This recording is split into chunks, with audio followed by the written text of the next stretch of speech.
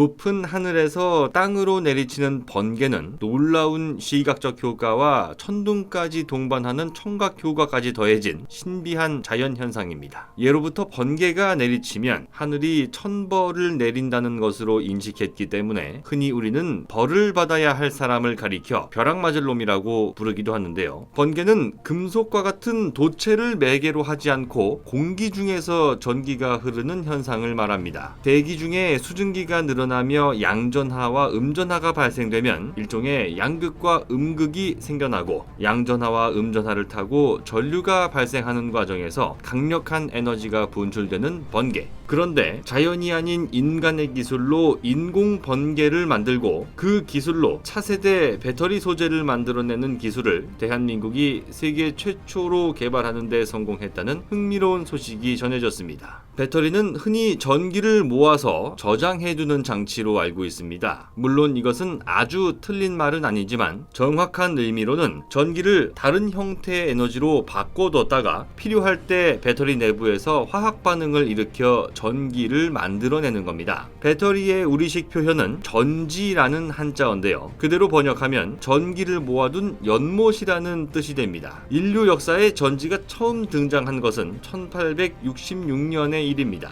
프랑스의 과학자였던 조르주 르클랑셰가 망간 산화물을 양극으로 아연을 음극으로 쓰고 전해액을 채워 넣어 만든 전지는 망간 건전지라는 이름으로 20세기 후반까지 보편적으로 사용됐습니다. 한 번 쓰고 나면 버리는 1차 전지를 대표하는 것은 망간 건전지와 알칼라인 전지입니다. 알칼라인 전지는 강한 알칼리성을 띠는 수산화 칼륨 용액을 전해액으로 사용함으로써 배터리 사용 시간을 최대 10배까지 늘린 제품인데요. 그러나 스마트폰의 등장으로 인해 과거에 배터리를 필요로 했던 손전등, 카메라, 녹음기, 휴대용 CD 플레이어와 같은 소형 전자기기들이 자취를 감추었고 최근 많은 사람들이 즐겨 쓰는 휴대용 선풍기조차 배터리를 넣었다 뺐다 하는 착탈 방식이 아닌 배터리 내장 방식을 채택하는 추세입니다. 이로 인해 한 번 쓰고 버리는 1차 전지 대신 충전해서 다시 쓰는 2차 전지가 배터리의 대세로 떠오르게 된 상황입니다. 그런데 듣기에는 다소 생소하지만 3차 전지라 불리는 배터리도 이미 시중에 나와 있습니다. 바로 연료전지입니다. 전기를 사용하기 위해 전기를 충전해야 하는 2차 전지와 달리 3차 전지라 불리는 연료전지는 수소와 같은 친환경 연료를 산소와 반응시켜 배터리가 발전기 역할을 한다는 점에서 2차 전지와 다른 메커니즘을 갖게 됐는데요. 대한민국이 주도하고 있는 수소 전기차로 인해 연료전지라는 단어는 최근에 들어서야 우리에게 익숙해진 단어입니다만 그 역사는 의외로 오래됐습니다. 1960년대부터 미국을 비롯한 선진국에서는 알칼라인 연료전지를 만들어 사용해왔습니다. 알칼라인 연료전지는 최저 섭씨 60도의 낮은 온도에서도 작동할 수 있는 최고의 장점을 갖고 있는데요. 가장 대표적인 사용처는 우주선과 잠수함이었습니다. 알칼라인 연료전지는 수산화 칼륨 전해질과 함께 수소 연료와 산소의 화학 반응을 일으켜 우주 생활에 필수적인 전기와 물을 만들어낼 수 있었기 때문입니다. 그런데 연료전지의 문제는 수소와 산소의 화학 반응을 활성화시키기 위해 백금을 써야 한다는 겁니다. 백금은 가격이 비쌀 뿐더러 연료전지의 안정성 측면에서도 한계를 가진 물질인데요. 탄산염 연료전지나 고체 산화물 연료전지의 경우 백금이 필요 없기는